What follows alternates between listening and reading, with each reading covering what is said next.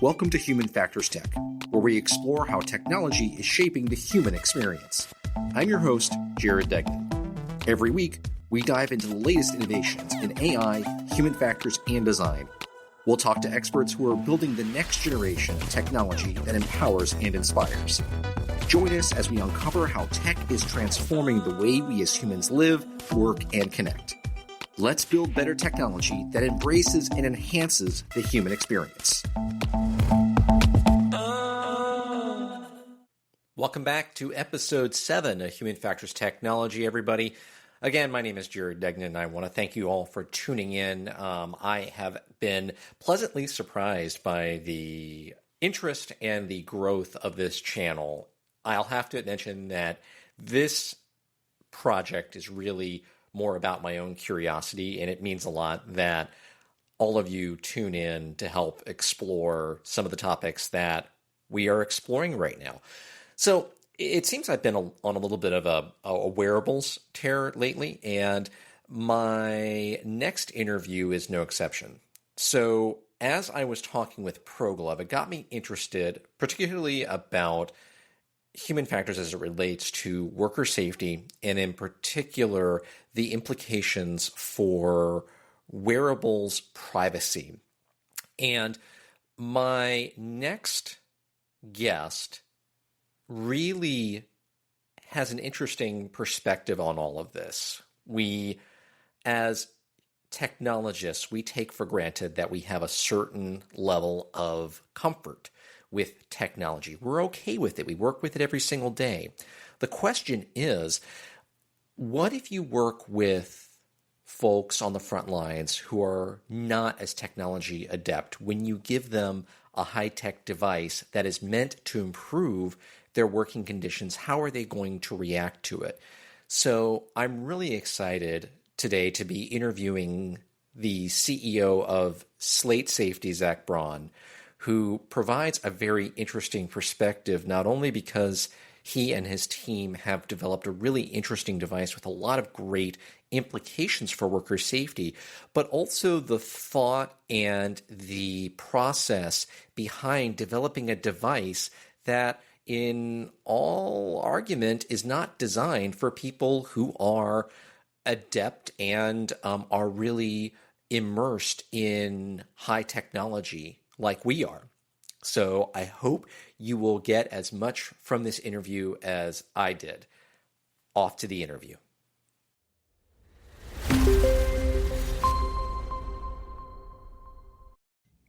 And welcome back to Human Factors Technology. Today I have with me Zach Braun of Slate Safety. So welcome, Zach.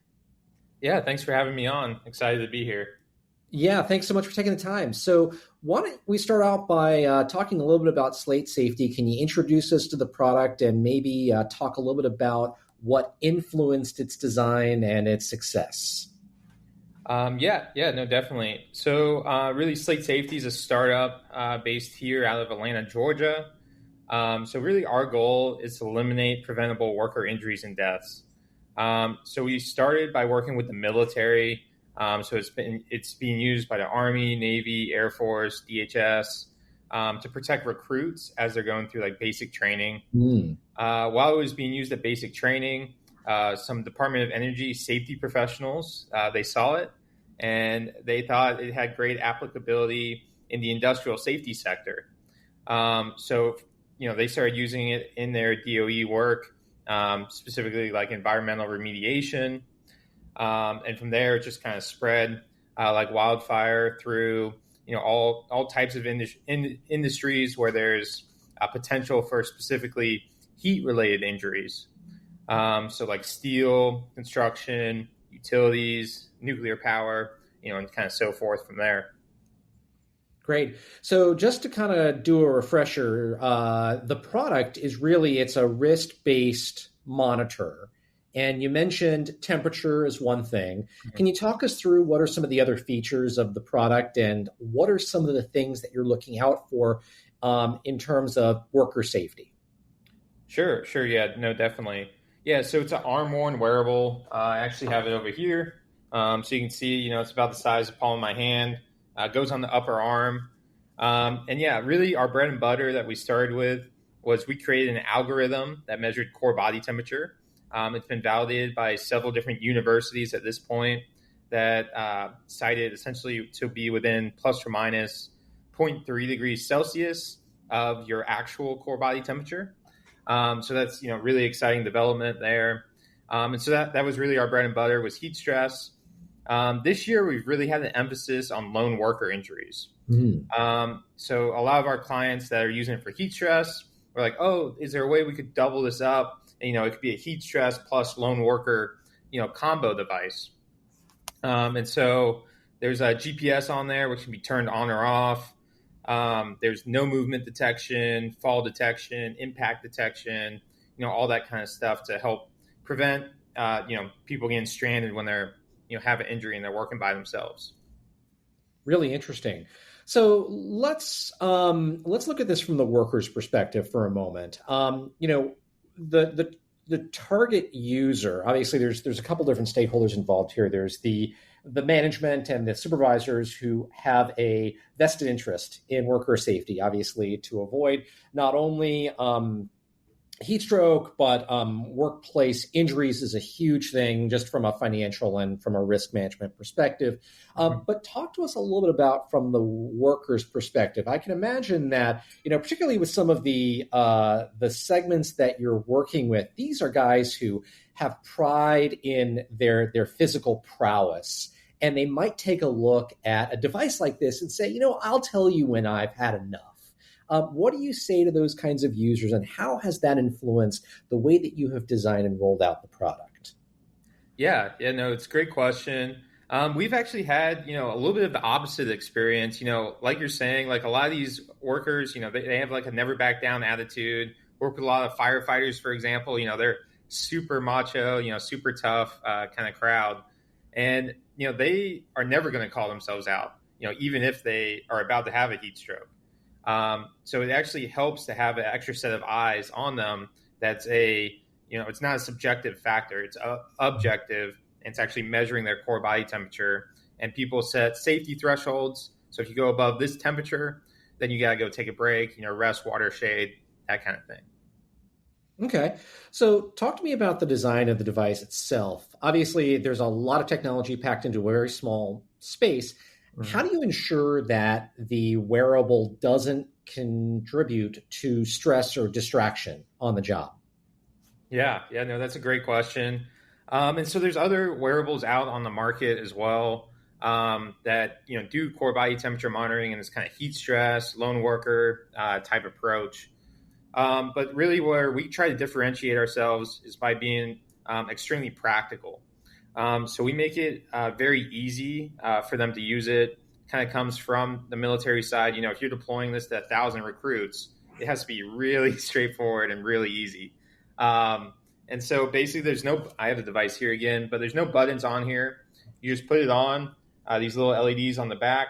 They'll sense your skin and it'll turn on and it just starts transmitting over the cell network. There's no need to pair it to a phone or anything like that. They just put it on and they can keep going on with their day. And really, at the end of the day, if the worker themselves are interested in it, there's a Fitbit-like app that they can download on their phone, and they can kind of see their stats from the day. That's really optional.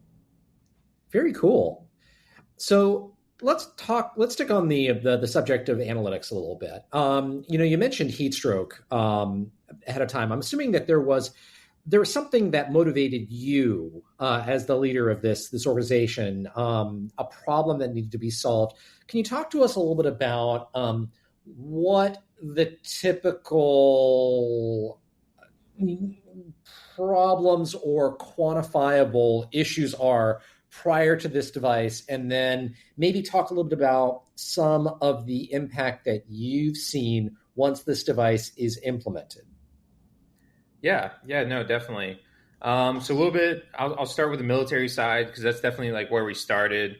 And even to back it up, a little bit farther than that, we started the company as students out of Georgia Tech here in Atlanta. So I was working on my master's in computer science at the time, as were my co-founders. But we got essentially like a military contract while we were in school to kind of develop this technology with the Air Force because they knew this was a problem. They knew they were, essentially the environment's only getting hotter. There was more and more heat-related injuries every single year, so they needed a way to solve that problem. And at the base that we started with, and that they kind of piloted the system with, they were having over 30 serious heat stress injuries per year. So, people actually go into the hospital with those heat stress injuries. And so once we installed our system there, they haven't had a single heat stress injury since we've installed it there in like 2022. So I've been really proud of that number and being able to, help them not have heat related injuries. And from there, kind of scaling that out to other bases as well as, the other industries. So we work with a lot of clients in like the steel industry, for example. I know they were talking about having somewhere between 5 and 10 OSHA recordables per year, and they've been able to reduce that to 0 to 2 per year since then. Yeah, I can imagine that. When we talk about preventing risk incidents or risk mitigation, you think about robots in grocery stores. Those pay for themselves almost immediately with a single incident being mitigated. I can imagine this is very similar, and the efficacy sounds really amazing.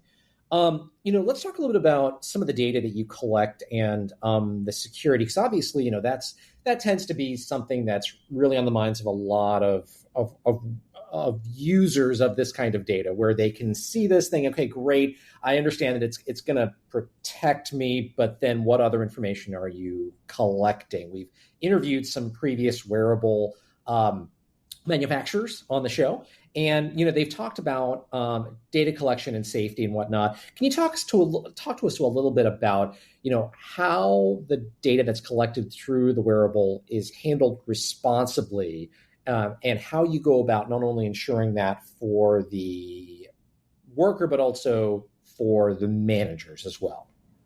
Yeah, no, definitely. We have very high level of enterprise level kind of cybersecurity certifications and practices in place. Sometimes I think we go a little too overboard on the security side, but it's better to be a little overboard than underboard there. But essentially, we have a cybersecurity certification that enterprises like to see. It's called SOC 2 Type 2, and it's just a third party audit comes in, makes sure we're doing everything right. That takes about 6 months out of the year for them to actually do this audit. They also do penetration testing as part of that, where they're physically trying to attack our system and get into it. And that's all from like a third party. That's not us saying we have that. And then from a kind of like user privacy, organization data kind of perspective, we basically allow the organizations to set up the system however they want. So it's extremely customizable and very flexible. So they can have essentially all the data they want in there, based on their own policies. They can anonymize that data, or they can just have alerts in there. So there's kind of 3 different levels that we let the organization choose. Very cool. So I guess we really can't talk about data without talking about AI, because that tends to be a giant buzzword in the industry. Talk to us a little bit about your approach to AI. You mentioned being able to do a benchmark level set for a worker's particular body temperature, which I think is really important because obviously some people run hot, some people run cold. And in order to establish those safety mechanisms, you have to know what is normal for that particular individual. Talk to us about how you use AI now and how you see AI coming into play more and more, in particular to prevent workplace hazards. Yeah, no, definitely. Yeah, there's been a lot of great advances in AI, recently. We've been using like some rudimentary versions of it, I would say. It's kind of been around since the 1960s, and it's just, now it's starting to gain a lot of kind of buzzwords and traction as of late. But yeah, so we try to base everything very statistically. That's kind of our approach in a lot of our algorithms. So, for the baselining, we're looking at like a 21-day look back window, for example. And we actually just created a new page that we launched at the beginning of this year called the Insights page. So the insights page has different algorithms on there, which can show you. To back up a second, so when an alert goes off, this device vibrates to tell the worker to take a break, right? And so kind of the whole idea behind that is prompting behavioral change. So when it vibrates, we want that person to realize it's vibrating, go take a break, and cool back down from their biometrics. So we call that a heat stress intervention. So you can actually see on the insights page how many workers are actually listening to those vibrations and how quickly are their biometrics coming back down.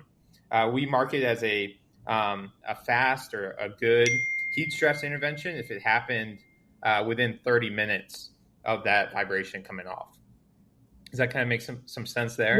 No, it absolutely does. That's fantastic. So let's talk a little bit about just general trends in wearables. Wearables are just an incredibly hot segment. Mm-hmm. There's a lot of different ones in them. Obviously, a lot of us have Apple Watches. There's other wearables out there. Talk to me a little bit about where do you see wearables going in the future? And how is Slate Safety preparing to address these trends, either with your current product backlog or products that you might be coming out with in the future?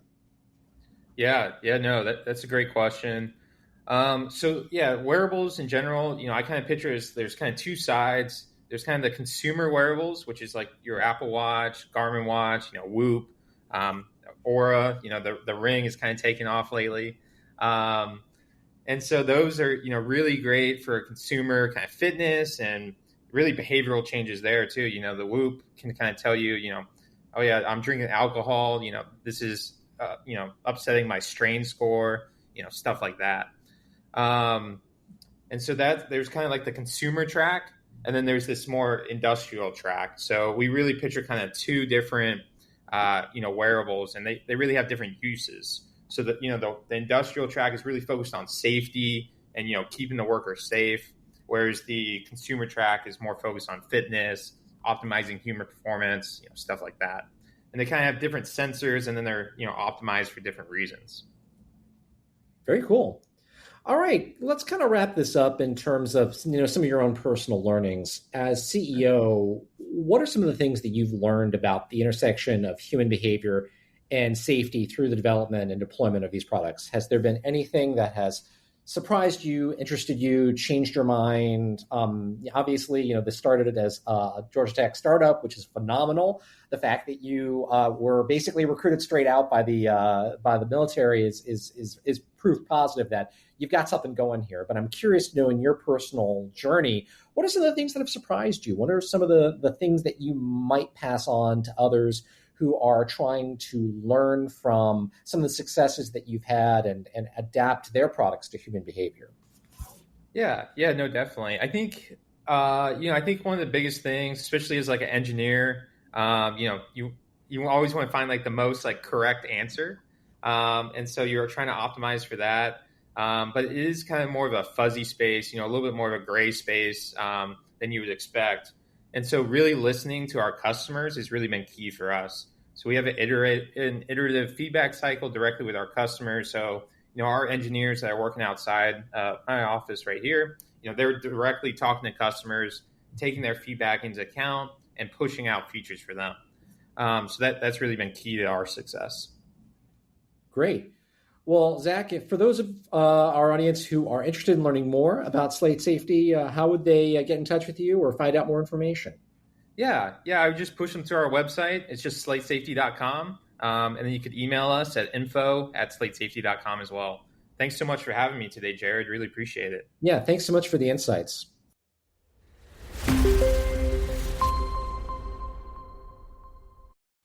I really want to thank Zach for taking the time. I think that what he is doing is really, really intriguing because it is in this category of wearables that isn't just for the tech-minded. It's really helping to improve overall awareness of the human condition and improve worker safety, which, as you heard from him, is just it's his passion, and I really appreciate what Slate Safety is doing.